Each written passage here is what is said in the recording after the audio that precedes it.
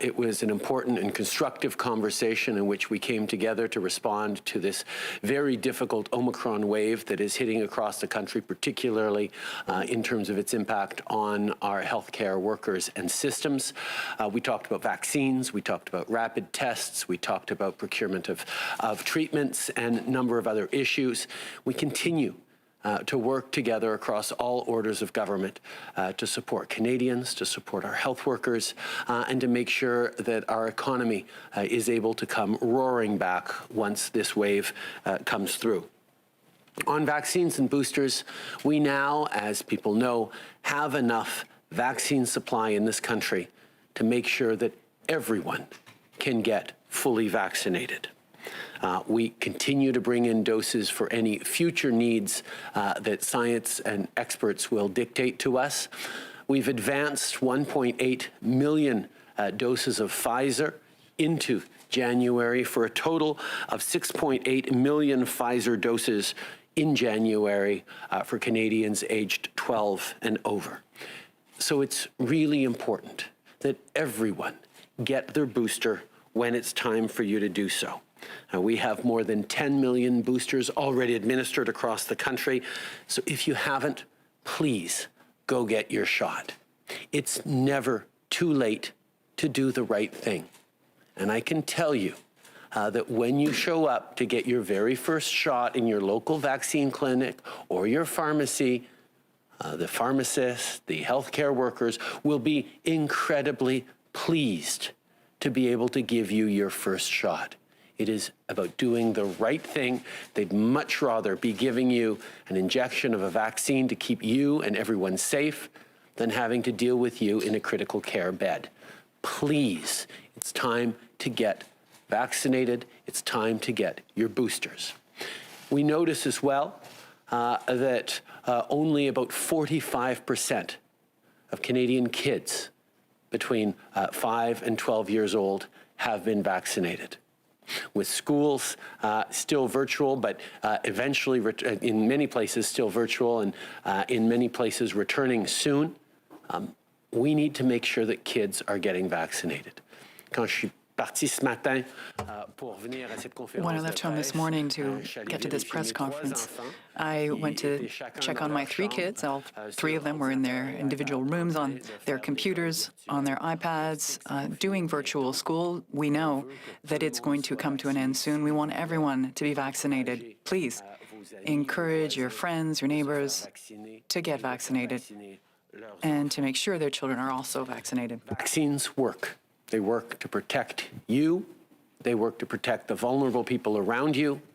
They also work to support our frontline healthcare workers who are in danger of being overwhelmed by this Omicron wave. So we're not just supporting them, we're supporting the people who are at risk of seeing important surgeries and treatments canceled because our health systems are getting overrun. We need to continue to do what we know we can do. That is, stay safe, be careful in your gatherings, in your distancing, wear a mask, and yes, remember to continue to get vaccinated. On that, I want to thank once again our extraordinary frontline health workers and everyone working in public health for the incredible work they've done over the past 2 years.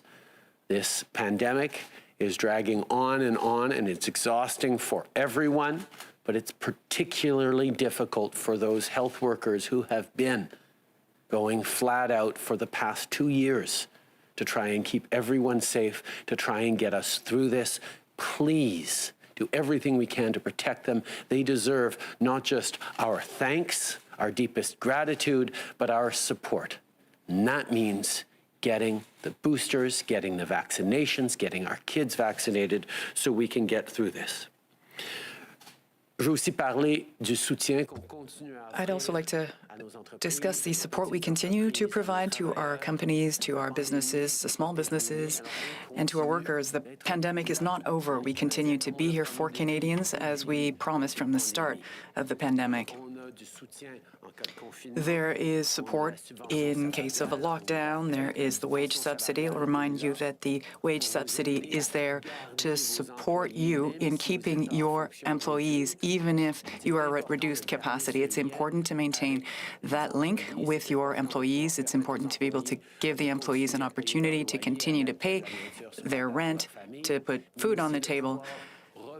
But it's also important to make sure that we can come back as soon as possible, roaring back as soon as this wave is over. A fast recovery is important for the economic well-being of our entire country, so make good use of this wage subsidy. It's there for you. But small businesses also need more flexibility, and that is why today we will be announcing, or we are announcing, that we are extending the deadline to reimburse the emergency business account, with measures like the wage subsidy. I want to remind employers that the wage subsidy is retroactive.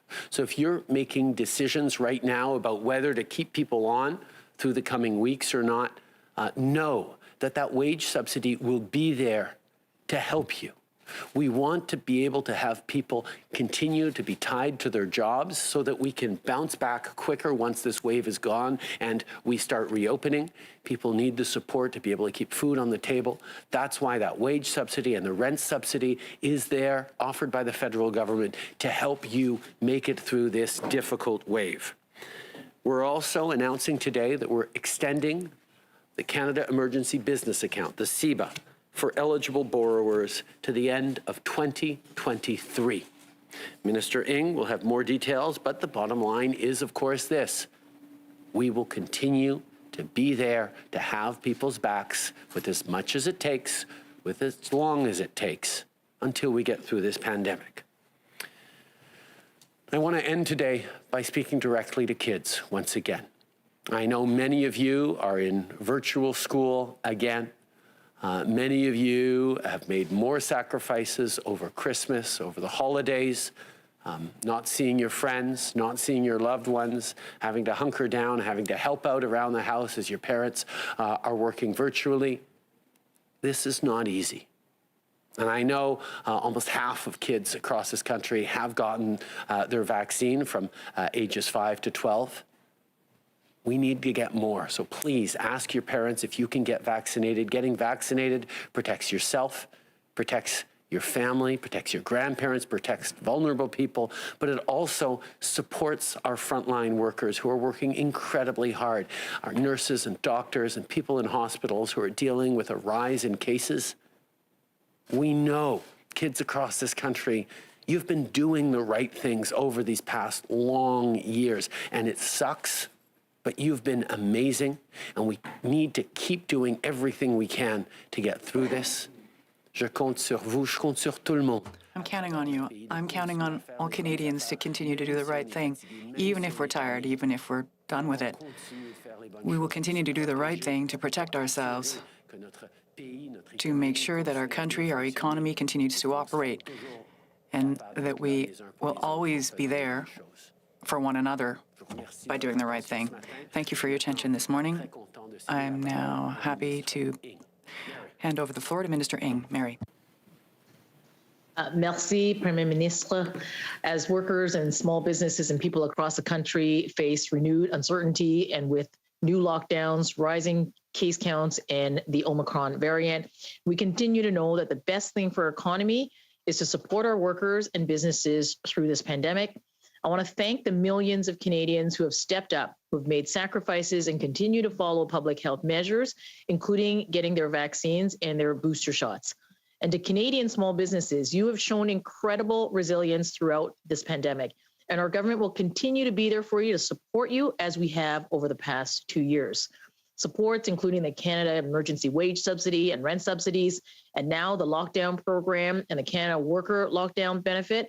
This has helped millions of businesses and workers across the country to get through this pandemic. I also want to take this opportunity to thank the 170 chambers of commerces, the boards of trades, and others across Canada for your help. You've helped to distribute millions of rapid tests from our government to small businesses and workplaces across Canada. Over 15 million tests have been provided to businesses across the country so far, with millions to come. Rapid tests are one of the many tools that we have to fight this pandemic and to support our businesses. Nous avons toujours dit que nous vous conduirons vers. We always said that we would be there to bridge you. Today, as the Prime Minister has already mentioned, in recognition of the challenges that many of our businesses are facing with these renewed lockdowns, we are extending the repayment deadline for the Canada Emergency Business Account loans, or otherwise called CEBA, and also for the CEBA equivalent lending that is provided through the Regional Relief and Recovery Fund. We're going to extend to eligible borrowers. They will be able to have until December 31st of 2023 now to repay their loan. We've heard from businesses that they're looking for this flexibility, and that's what today's announcement is about. This additional year will help businesses get that flexibility and continue to work together through this pandemic to the end of this pandemic. I want everyone to know that we're going to continue to have your backs through this pandemic as we drive for a strong and inclusive and a sustainable economic recovery for everyone. Merci beaucoup. So now we will go to questions. So we only have 20 minutes. We have, I think, 5 questions in the room, starting with the mic to the left. Good morning, Prime Minister. Good morning, Ministers. Thank you for taking our questions today. On the proposed issue of this tax or fee for the unvaccinated in Quebec, do you think, Prime Minister, this is the right or legal way to approach this problem? And is this something that you would consider looking at implementing federally?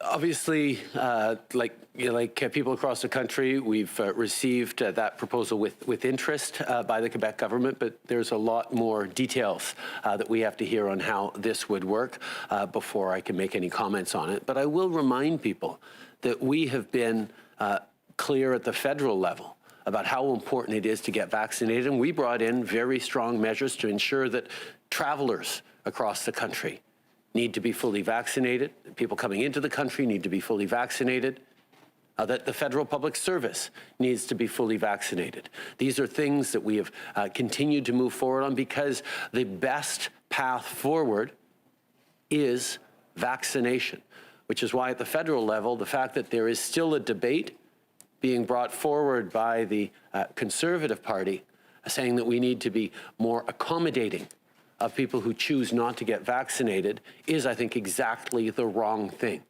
Mr. O'Toole is out to try and protect his own leadership, and he's not thinking about protecting the healthcare workers who are on the front lines. We know very different jurisdictions are making different decisions about how to encourage people to get vaccinated. And as a federal government, we will be continuing to be there to support them in those decisions and to make sure that everyone gets vaccinated. Monsieur Trudeau, juste la première partie sur la réponse à la proposition de Québec. Of course, we're waiting for further details from the Quebec government on this issue. We are certainly here to continue to encourage people to get vaccinated. We know that in order to get through this pandemic, we will need a maximum number of people vaccinated. That is why we have taken measures to require mandatory vaccination for those who want to travel in the country, those who are public service workers, and we will continue to be there to ensure workers take these measures. Mr. O'Toole, he says that you're incentivizing and normalizing lockdowns, and by demonizing the unvaccinated, you're pushing them further away from getting the shot. I'm wondering if you can comment a bit more on these allegations, and also whether or not you think that the government and you personally need to take another approach here when it comes to those who clearly, at this point in the pandemic, are not getting the shot. We have continued to work in many, many different ways to encourage people to get vaccinated, whether it's public information campaigns, whether it's local and peer leadership to encourage people in different languages, in their communities, to get vaccinated. We've continued to put forward strong incentives to be vaccinated. If you want to get on a plane, if you want to get on a train, if you want to travel internationally, these are the kinds of things that encourage people to get vaccinated. And I can tell you that there continue to be people showing up in vaccination clinics to get their first shots. including this week. This is something we will continue to encourage. Quite frankly, on the Conservative side, trying to pretend that rapid testing or testing in general is as good as getting vaccinated is simply irresponsible. Mr. O'Toole is more focused on appeasing the anti-vaxxers within his own caucus than he is on protecting Canadians, and certainly than on supporting frontline workers. If Mr. O'Toole was serious about being a leader to get Canadians through this pandemic, he would start by making sure that all of his MPs get vaccinated. Abigail Beeman, Global News.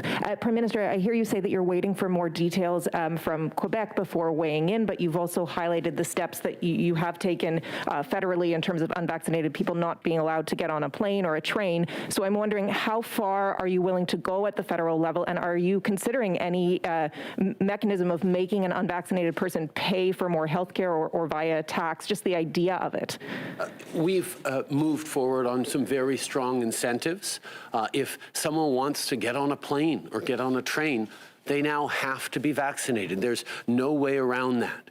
If you want to work for the federal public service, you need to be vaccinated. These are areas that are in control of the federal government, and these are measures that are strong that we've brought in that the Conservative Party, for example, continues to disagree with, but we know that the vast majority of Canadians stand with. I continue to work with health experts to look at how we can encourage more and more people to get vaccinated, to get their boosters, to continue to get their kids vaccinated. But I will highlight that Canada is doing better than most countries around the world in terms of rates of vaccination. Canadians have continued to step up and do the right things, and it is something that I think we can all take pride in, the fact that Canadians have shown so unequivocally, for the most part, that we are there for each other. But I'm happy to turn it over to the Minister of Health, who is, of course, looking at more ways of encouraging Canadians to get vaccinated. Yes, I agree entirely with what the Prime Minister said. First, we are waiting for details on the measure announced yesterday by the government of Quebec. Second, I exchanged with my colleagues over the last few weeks and just recently with the Quebec Minister, and we are all on board when it comes to supporting universality of access to healthcare across Canada. This being said, we need to remind everyone, as the Prime Minister just said, that vaccination is the way out of this wave and out of the crisis in general. It works. You know, science has been telling us that for many, many months now, and we have demonstrated at the federal level that vaccine mandates also work. 99% of public servants, almost 99% of public servants at the federal level are either fully vaccinated or soon to be fully vaccinated. Let's remember that just a few months ago, there are some people in Canada, in other parties in particular, that doubted the ability and the willingness of public servants to get vaccinated, to protect themselves and to protect others. 99% have done that now. And the same thing for RCMP, armed forces. We are mandating vaccination for all workers under federal regulation. That is almost 8% of total workers in Canada. We have, the Prime Minister said, we have mandated vaccination for transport by airplane or by train. We are using all the tools that we have at the federal level, not only to encourage more vaccination, but also to protect people. I would say that the key word here is benevolence. We need to look after each other, and we need to protect everyone from this terrible disease, which can be deadly, and that comes with vaccination. Prime Minister, on booster rates in a number of provinces remain quite low compared to first and second doses, a number at or close to 30%. I'm wondering, with the information that you're getting, how much that is attributed to just the rollout process versus Canadians who don't, for whatever reason, want to get a booster dose, and if you're considering extending the measures you keep referencing in terms of planes and trains and federal workplace mandates to include a third dose as part of the definition. Our decisions around vaccine mandates and requirements and what constitutes being fully vaccinated, those will be based on science, will be based on the recommendations of experts going forward. Right now, we continue to encourage Canadians to get their booster shots. Our job at the federal level is to make sure we're procuring enough vaccines so everyone can get the booster shots, can get their kids vaccinated. We have done that. And further, we're working to support provinces that need extra help on getting those boosters into arms. We've seen time and time again how Canadians have stepped up to be there for each other, to do the right thing, to protect their vulnerable loved ones, but also to protect our healthcare workers and our frontline workers. I know Canadians are continuing to do the right things because these booster shots will protect us and make sure that we can get back to the things we love even quicker. Oui, bonjour, Monsieur Trudeau. Laurence Martin de Radio-Canada. Laurence Martin from Radio-Canada. I understand you're expecting more details from Quebec, but on the principle, do you agree with the principle that the people that are not vaccinated be paying more for healthcare services? Answer, at the federal level, we have already brought forward measures that are harsh for people that are unvaccinated. The fact that they cannot travel by train or by plane, the fact they may lose their jobs if they work for the Canadian Public Service, if they choose not to get vaccinated. We have shown a rigorous approach, a firm approach on vaccines. At the same time, we know that various jurisdictions are looking at a number of measures that will also encourage people to get vaccinated. Of course, details are important when it comes to this Quebec proposal because we want to make sure that the Canada Health Act principles are upheld. As the Healthcare Minister just said, we know full well that Quebec also believes in the principles underpinning the Act, and we will be looking at the details to see how exactly that will transpire so we can continue to encourage the people and show people that are still reluctant to get vaccinated that the right thing to do is to get their shot. Question, do you agree with the principle? Do you think it's right to get the non-vaccinated to pay more? Answer, you also have to look at the incentives that will work for people. And the details really matter as to how things will work, what kind of an incentive it is, what kind of an encouragement it is, because that's why I can't tell you any more than that. And I can tell you, however, that we have taken extremely firm measures, really tough measures at the federal level to encourage, to, in fact, make things difficult, make things a little more complicated for those who cannot travel by plane, by train, etc. These are the types of things that we need to make sure that people feel the urge to get vaccinated. We want to encourage them to do so, and we'll continue to do that. If I may, in English, and then I'll give you the floor. As a country, different jurisdictions and the federal government have taken many strong measures to encourage Canadians to get vaccinated. And quite frankly, Canadians have stepped up themselves to one of the highest rates of vaccination in the world, because we know this is the way to get through it. And for people who continue to hesitate or to choose not to get vaccinated, they are losing privileges to do certain things, whether it's get on a train or a plane, whether it's travel internationally, whether it's move forward in a job in the public service or even have a job in the public service. We have been taking strong measures from the very beginning. And yes, we know that there is continued debate on this. The Conservative Party of Canada continues to resist measures to encourage people to get vaccinated. They not even choosing to get vaccinated themselves. But at the federal level, we've taken some very strong measures.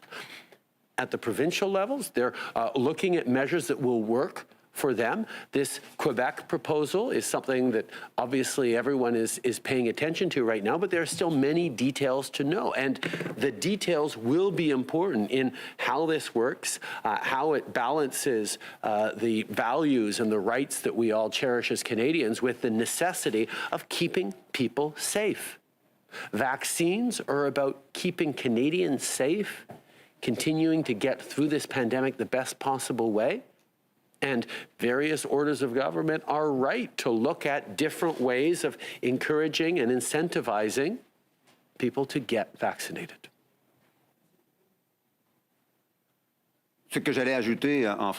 What I wanted to add in French, in support of what the Prime Minister was saying when he was saying that there are measures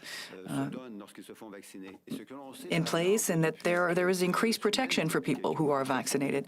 We know that since the summer, since the provinces and territories began requiring vaccines for people to go into gyms, to restaurants, to bars, and when the government at the same time also required vaccines, vaccine rates increased by 6 to 10%. That's what we're hearing from the estimates. So 6 to 10% more Canadians decided to get protected and to get vaccinated due to these vaccine mandates.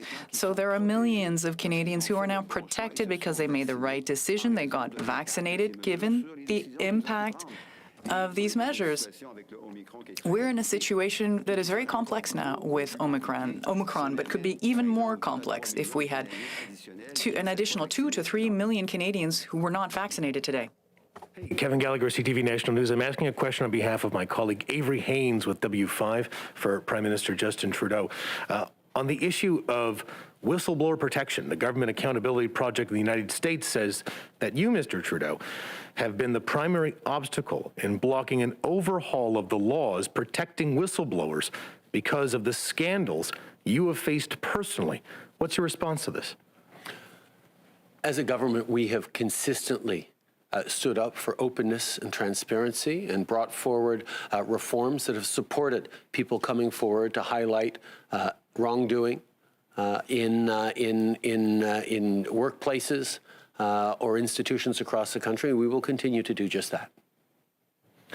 My follow-up question will be from me. You said that you need to hear the details. The details we do know is that in Quebec, there will be significant financial penalties for people who don't get vaccinated. Is that in itself a violation of the Canada Health Act? And would you consider clawing back healthcare transfers for that violation? We're not going to descend into hypotheticals right now. We have been assured by the Quebec government that they intend to stand by the principles and the rules around the Canada Health Act as they move forward. So we continue to wait to look for details on this. But as we've said, incentives and strong measures, whether it's vaccine passports, whether it's requirements for travelers, whether it's the requirements for public servants to be fully vaccinated. We have taken very strong measures in the past, and they have worked in terms of keeping Canadians safe and getting Canadians vaccinated. We will continue to look and work with the provinces, look at measures put forward and work with the provinces and territories to do everything we can to continue to keep Canadians safe and get through this the best possible way we can. Hi, Erica Ibrahim, the Canadian Press. Prime Minister, how can you justify promising to give Canadians fourth doses when many people in developing countries have not yet had a single dose? And is Canada applying the same pressure for manufacturers to deliver donated doses as it is for vaccines for our own use? And are you comfortable hoarding vaccines at the expense of less fortunate countries? Let us be very clear. Canadians, and indeed the Canadian government, know full well that we don't end this pandemic anywhere until it ends everywhere. Omicron is an example of that, that new variants can come anywhere out of the world and cause disruption everywhere around the world. That's why from the very beginning, Canada has stepped up with as a significant contributor to COVAX, to the ACT Accelerator. We've made commitments on donating tens of millions of doses, and indeed have flowed tens of millions of doses that we bought for Canadians to people around the world. We will continue to step up in ensuring that everyone around the world gets vaccinated, even as we make sure that we are able to keep Canadians safe. The two things aren't in opposition, they go together. Our responsibility as a government is to ensure that we have the procurement necessary if there is a need for future boosters or future doses. But in the meantime, we continue to work with the international community to make sure that we're stepping up on vaccinations around the world so we can end this pandemic around the world. And my follow-up is, the Ukraine government would like to see Canada confirm its willingness to extend the NATO mission of 200 Canadian forces trainers beyond the end of March as a show of Canadian solidarity to the NATO alliance. President Zelensky asked you about this yesterday. Why can't the government make this small commitment to NATO's larger efforts in Eastern Europe? I had an outstanding conversation with President Zelensky of Ukraine yesterday, reiterated Canada's long-standing support and friendship for Ukraine, condemned in no uncertain terms the Russian aggression and buildup of troops. We are all extremely concerned about that and are united as allies around the world in calling on Russia to de-escalate and indicating that there will be significant consequences in the form of sanctions if further aggressive actions are taken by Russia. We are proud that Canada is leading a NATO mission in the Baltic states, in Latvia. We are part of Operation Unifier on the ground in Ukraine, training Ukrainian soldiers. We will continue to be there to stand as part of our NATO allies with our friends in the region. Last question in the room.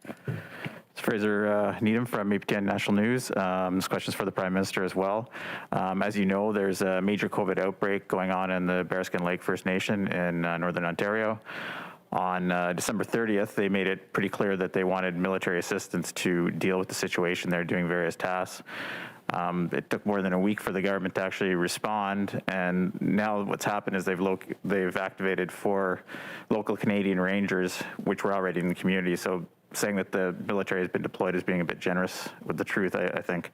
Do you think this is a sufficient response from your government?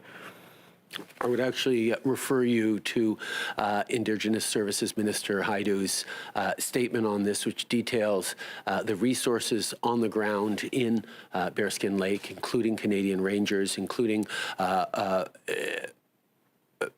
workers who've been paid for by Indigenous services to come in from nearby communities, volunteers on the ground as well. Our response is extremely present in Bearskin Lake, and we're pleased to see the situation turning a corner and looking like it's getting better, but we will continue to be there in that community and in communities around the country as necessary.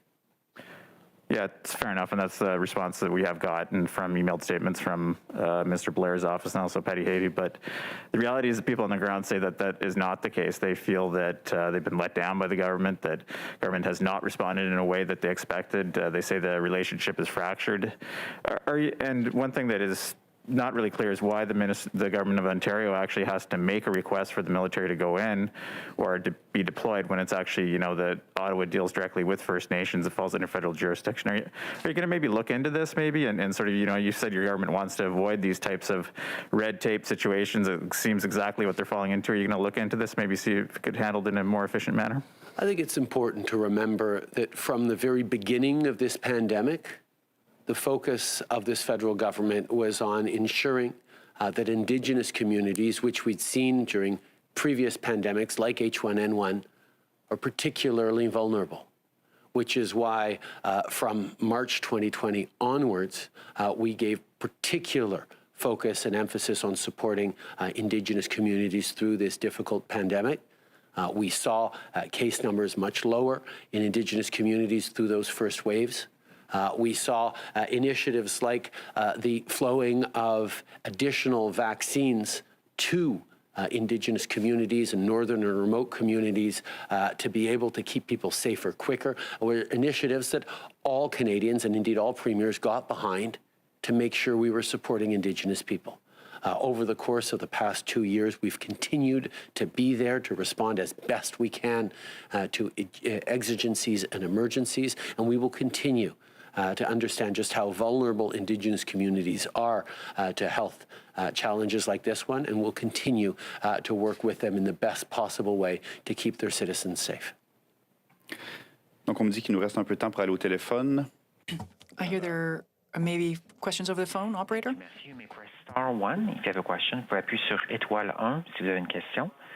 La première question au téléphone est de Marie Vastel Le Devoir. La parole est à vous.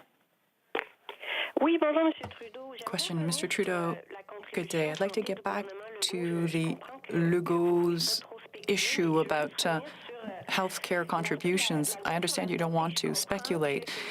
From what I understand, Quebec has assured you that its measures would respect the Act, the Canada Health Act, but beyond that, do you think there could be some issues with respect to the rights aspect, or are you satisfied, as you said, at the federal level, given what the healthcare minister has just invited provinces to also mandate the vaccines? What would you say to that?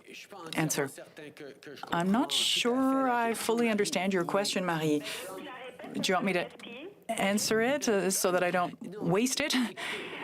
Answer.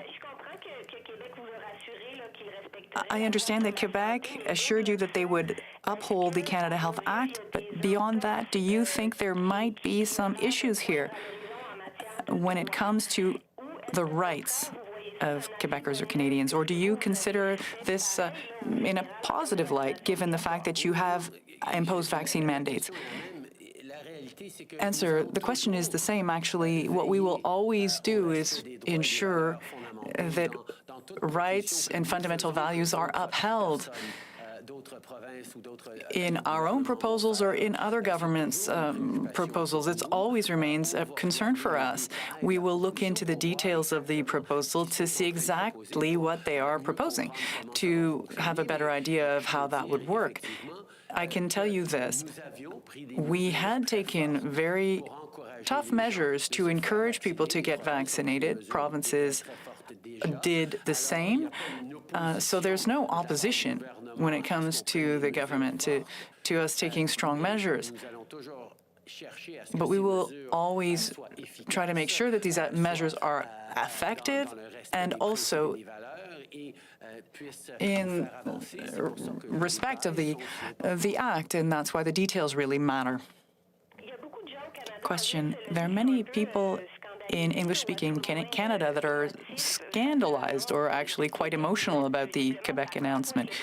You visibly seem to be in agreement with the principle. You just confirmed that. Why do you refuse to openly go further? Why are you in some way hiding behind the fact that we don't have details yet, or not enough? Why not be more clear as to your opinion? Unless you fear that the English-speaking Canada might not like it. Answer.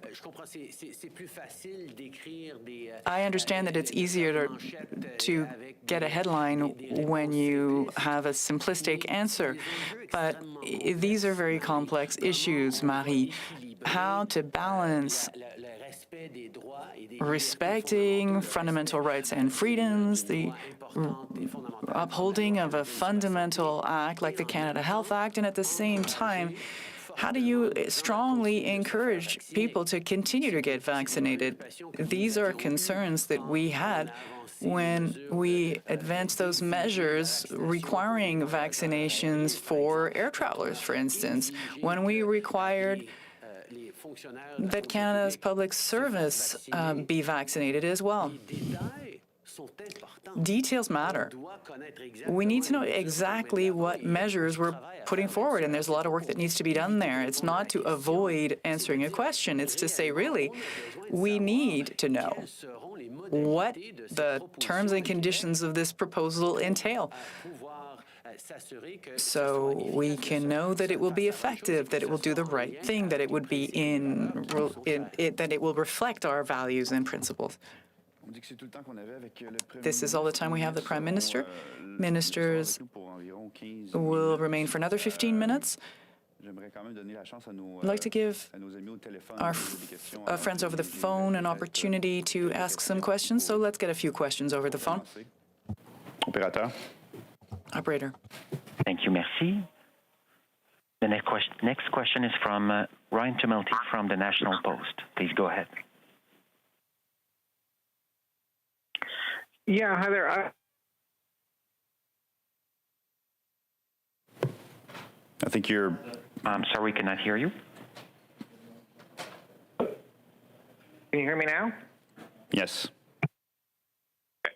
I wanted to ask you about the antiviral treatments from Pfizer and Merck, as well as the Novavax vaccine, all of which are awaiting approval from Health Canada.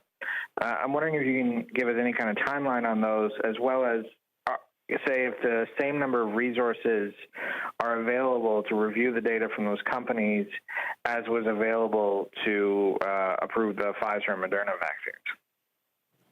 Thank you very much. So first on the antiviral treatments, the Health Canada's approval process is proceeding swiftly in an accelerated manner, as has been the case for many other approval processes over the last 22 months. They are obviously working with international partners on making sure that this is moving swiftly and efficiently. The announcement, the decision will be made very soon as we prepare for that decision, whatever it may be. We have already secured 1 million doses of treatments of Pfizer, which is equivalent to 10 million doses, because these treatments come each with 10 doses. So 1 million such treatments already procured with a contract that Minister Tassi generated and approved just a few weeks ago.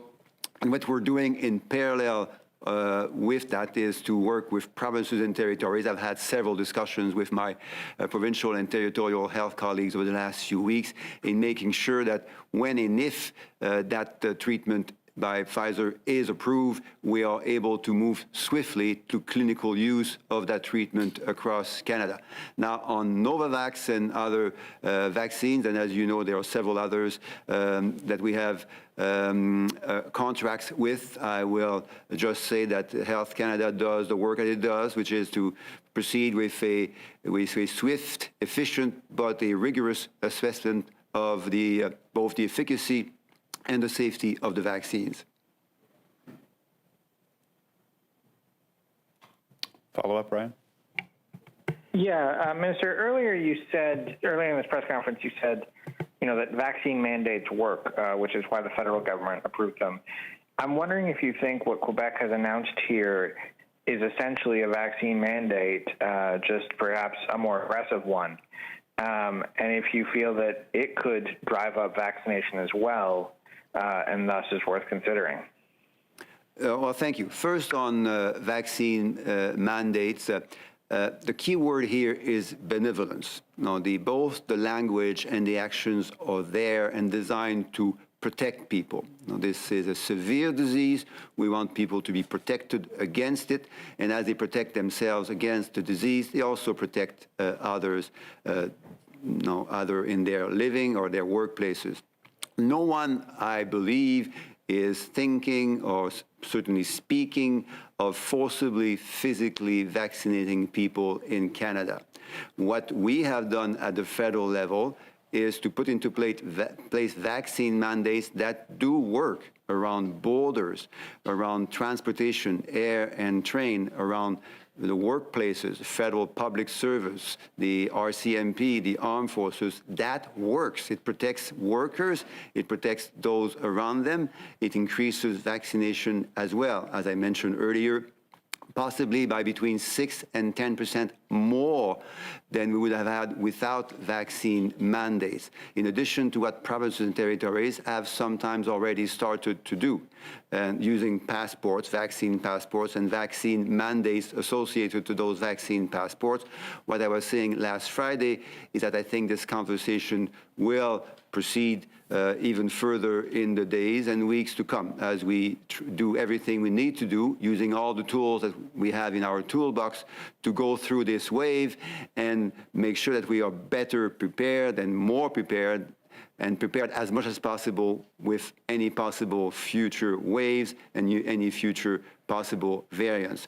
Now, on Quebec's announcement yesterday, the Prime Minister said clearly, A, we don't have details, B, we all agree that the principles of the Healthcare Act, in particular the principle of universality of access, these principles, we all agree, both at the federal and provincial level, that they must be abidden, they must be enforced. And third, we must use all of our tools, again, in our toolbox to increase vaccination so that everyone is protected against the disease. Operator? La prochaine question de Hélène Buzetti, les coop de l'information. La parole est à vous.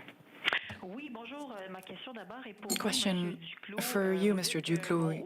You're saying that at the federal level, it really matters to use these vaccine mandates in many regards. I'm wondering why in this situation one wouldn't look into these federal public services statements about their vaccination to make sure that they are indeed vaccinated. What about that $500 per week? Would that still be given to people who are not vaccinated? Answer, look, you had a few questions there. I'll try to answer as easily as well as I can. As to the issue of mandatory vaccination, the main issue is benevolence, the key word. That's sort of our approach at the federal level. We want to protect Canadians. We want to make sure that people don't end up sick with COVID-19. Nobody wants anyone to end up in intensive care with COVID-19. So it's out of this approach of goodwill and benevolence. Now, with respect to the public service, most public servants are either completely vaccinated or about to be. That shows to what extent they are concerned and are actually acting in order to protect themselves and their colleagues. Now, with respect to detailed verifications of their claims that they're vaccinated, that is done by managers within the public service. It is done in a both respectful and effective way. Now, with respect to support measures for workers, there is, again, this concern to do the right thing and also be rigorous. These benefits need to be allocated not only to take care of other people, but also to take care of people who do the right thing. In other words, if someone loses his job or her job when the job requires mandatory vaccination, well, that person is making a choice. If that choice is guided by other motives rather than medical reasons, then some benefits are no longer going to be available. Question, I'm not sure you understood my question. I was wondering whether the sickness benefit could be conditional on vaccination. I don't know if you're still there. It's about the vaccination mandate for truckers that's coming into force this Saturday. The trucking industry says that it could lead to the loss of up to 15,000 truckers, and that could have a major impact on supply in Canada. So I'm just wondering whether or not you're considering postponing that measure.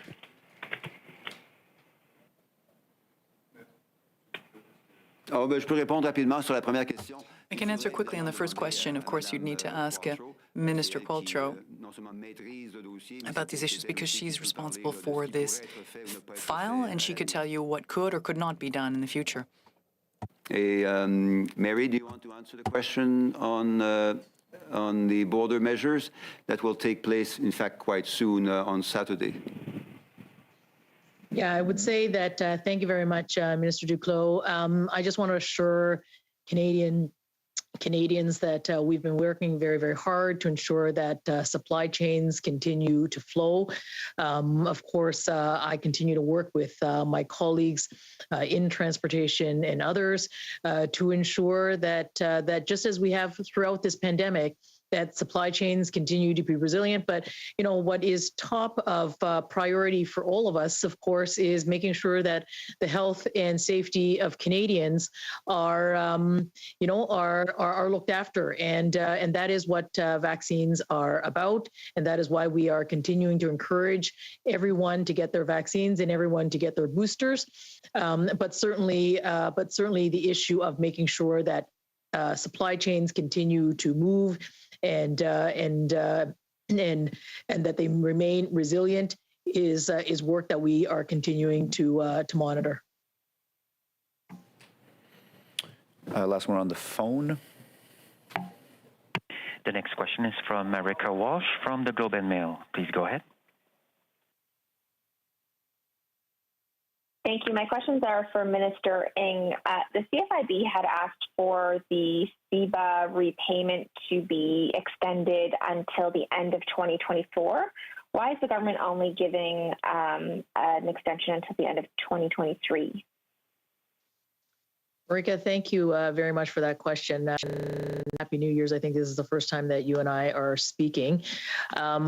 Today's announcement to extend the CEBA loan, which will, of course, then give businesses the flexibility to also to receive the forgiveness portion of the loan. I'll remind Canadians that the loans of $40,000 or those that receive the $60,000, there is a portion of that is forgivable, and forgivable if you're able to repay your loans originally by the end of 2022. Extended to 2023 will give businesses that flexibility in order to manage their cash flows. Almost 900,000 businesses have had this loan, do have this loan, and we're pleased that we are able to provide that flexibility. But I want to assure Canadian businesses, we've had your backs from day one. We're going to continue to do that. We want to make sure that we continue to work together so that we can get through this pandemic, and today's announcement is very much in keeping with that. Okay. I understand that you're extending it to 2023. I'm not sure I'm not understood. I heard an answer as to why it's not going further. I also, though, want to ask why there's no sort of sliding scale or accommodations based on hard-hit sectors, because we know that some businesses have ended up doing very well in the pandemic and have benefited from this loan, while other businesses are having a much more difficult time. So why not add in a needs assessment, for example, on the repayment deadline, or on even how much businesses might get with a potential new top-up or something this year, given the current situation? Well, America, this is exactly what we did and anticipated well before even Omicron hit. You'll remember that before the end of 2021, we passed C2. There are provisions in there that are supporting businesses, and particularly those hard-hit businesses, the hardest-hit businesses, and those in sectors like tourism.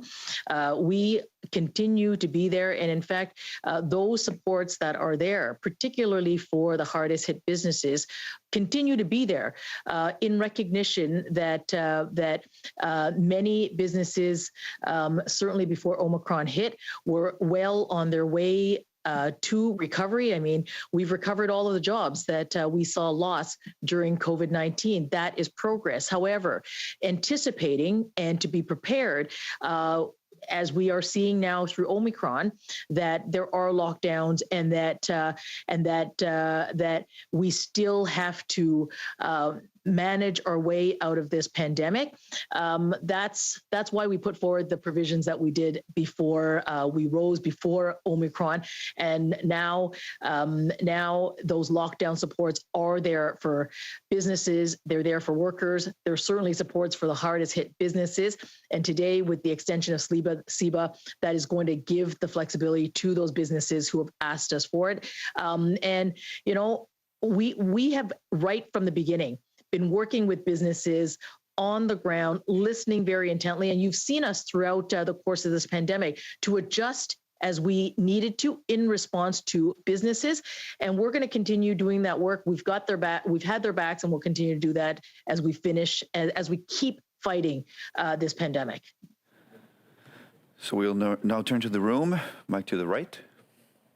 Kevin Gallagher, CTV National News. My question's for the Minister of Procurement, Philomena Tassi.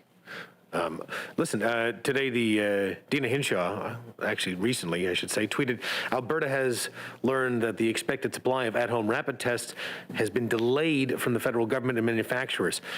So I just want to know what the nature of that delay is that Dr. Hinshaw is talking about, and are there supply chain issues affecting some of the delivery and procurement of rapid tests? Well, thank you very much for the question. I would begin by saying that, the demand for rapid test has escalated, particularly in the month of December. So prior to December, at the end of December, we had 120 million rapid tests procured and delivered. You have heard the Prime Minister say that the month of January, we are distributing 140 million rapid tests to provinces and territories. And this is extremely important because we know that this is another tool that is available to provinces and territories. Up until the beginning of January, we had procured and delivered every test that provinces and territories were asking for. Of course, with the onset of Omicron in December, those requests escalated. We are in the process of doing everything we can to secure as many rapid tests as possible because we know this is a very valuable tool for provinces and territories. I will say that we currently have 14 suppliers. I have been in contact with a couple of those suppliers. My team is in regular contact, and this is a very competitive market. And there are issues with respect to the supply chain. And those deal with issues of labor, issues of accessing raw materials, and also the cargo planes and getting the transportation. So what I would say is, I'm not going to undermine the fact that this is a very competitive market. We are doing absolutely everything we can to procure as many tests as possible. We have been very successful to date. And we're going to continue to work with suppliers to ensure if there are things, logistics, that we can assist as a federal government, we are there to help those suppliers every step of the way. To date, in total, we have procured over 426 million rapid tests, and we're going to continue to get those to provinces and territories as quickly as we can. So we have about 5 minutes left, so if we can just make it short, great. It's Travis Janish from CBC. My question is for Minister Tassi as well. Canada's original contract with Pfizer was for up to 76 million doses.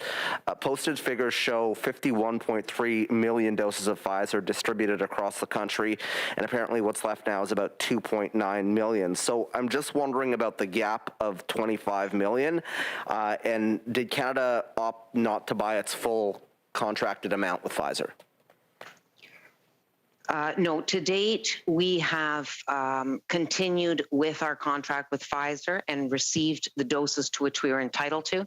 In fact, as the Prime Minister mentioned, we accelerated doses of Pfizer by 1.8 million. This month, they were able to do that for us. And so this month, we are going to be receiving 20.2 million boosters in January. 6.8 million of those boosters will be coming from Pfizer. We also have 35 million doses for 2022 that we have procured, with options to purchase another 30 million. So our relationship with Pfizer is strong. We are receiving the doses to which we are entitled, and we are going to continue to work. They are an excellent partner, and we're going to continue to work them to secure the doses that we need. Beeman, Global News. My question is for Minister Duclos.